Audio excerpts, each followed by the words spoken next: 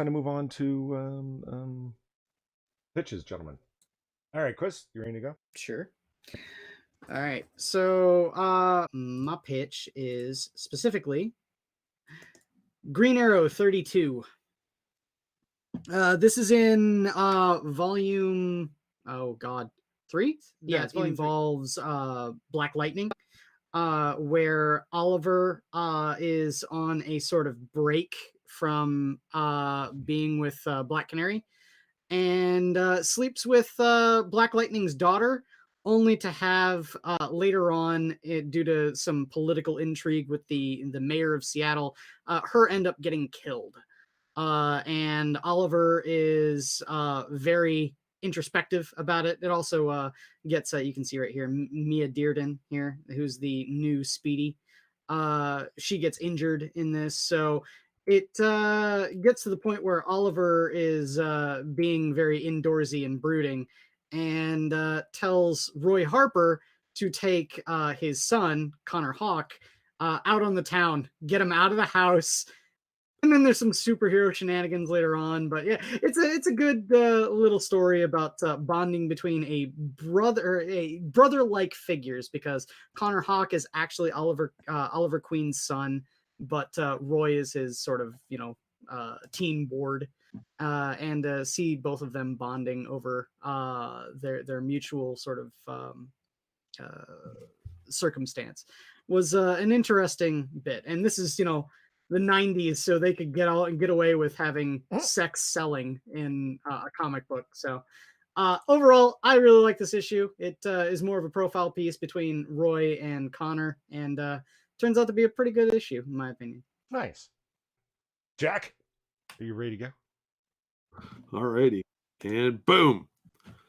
I'm pitching Mighty Morphin Power Rangers Teenage Mutant Ninja Turtles.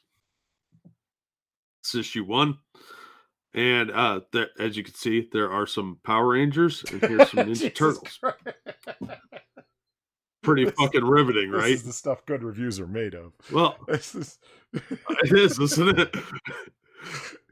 So the Turtles are fighting some foot soldiers on the roof, and one of them manages to beat Raphael. I like that on one-on-one. That's dynamic. Sorry, go ahead.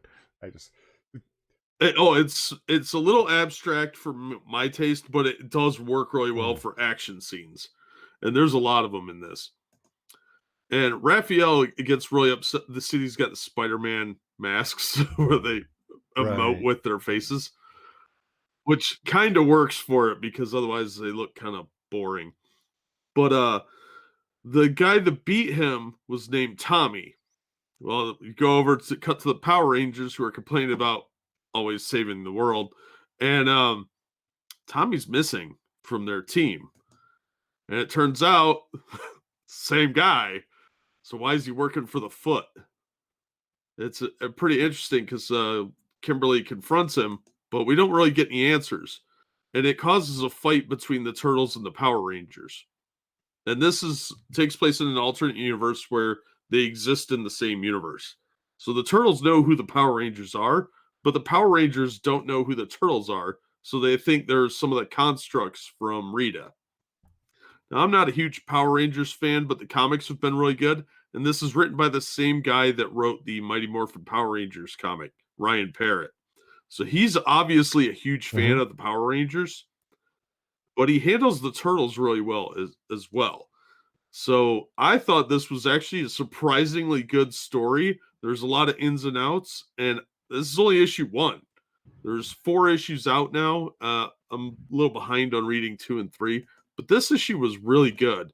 There's a lot of intrigue. The action scenes were really well done, and I thought the art style really worked for it. It's not a style I prefer, but it did work for the storyline. And you can tell who everyone is, but it's very dynamic, very action-packed. All around a pretty good time. So give it a shot. Screen time still pisses me off more. Yeah, well, the whole thing pisses me off. Don't worry, screen time will probably get eaten by Trailblazer. Yeah.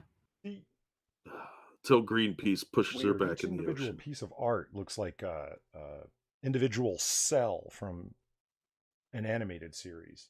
That was my... Yeah.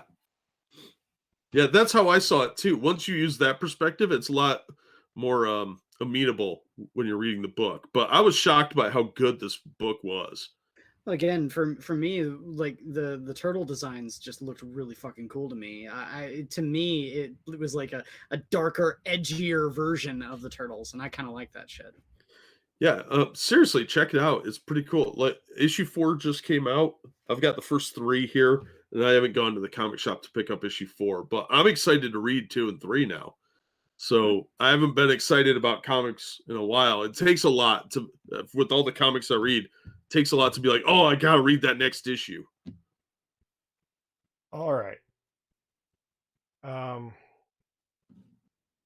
up the issues. I'm going a little wacky this week, on purpose. Uh-oh. This is Teenage Mutant Ninja Turtles. Issue 31 and 34. They ended up being spaced apart from each other to tell the same story because it took the artist a while to get through it all.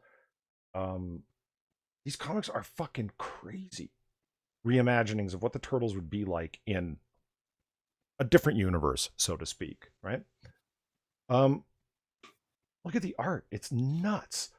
It's all super deep and crazy. Like Shredder is Oroko Saki, and he's basically the same character, but he's so much more deadly serious. He's locked in this lifetime soul battle with the Turtles, and he will destroy them for his the honor of his ancestors. It is darkness born of light. It is time. Bring the potion. Like it's just it's all like super deep and weird and fantastic. Look at Splinter. It's like this crazy ninja guru character, and it's so worth reading because it's just such a wild take on the Teenage Mutant Ninja Turtles. So anyway, they end up in this spiritual battle, and then they're going to fight it out on the field of battle because we can't beat each other spiritually. It's almost like they're Jedi fighting it out, like a Jedi and a Sith or something. So fine, I'll bring my warriors to the field of battle, my sons, the Turtles, and you bring your Foot Clan to the field of battle, and we're going to fight it out. And they do. There's the snow-capped mountain where they fight out. Look at the Turtles. Look at their design. It's crazy. The Foot Clan jumps out of nowhere, and they enter into this big battle. Michelangelo gets his fucking hand chopped off. Oof, deep shit. Which leads us into the next issue, book 30. No, not 34, 35. Much better scan, this one. It's not nearly as dark, but you know, look at the way Shredder is portrayed. Much more realistic looking guy, right? Ninja warrior, samurai lord out of time is kind of how he's portrayed. Just fantastic. I can't recommend this enough. It only runs 2 issues, like I said, 31 and 35. The art is fantastic. I love that very deep, dark contrast, especially the black and white. I love it. I really liked Eastman and Laird's run on Turtles. The original Mirage Studio books were great. But I haven't read them in years. So that makes me want to go back and reread them. So there it is, ladies and gentlemen. Another one in the can.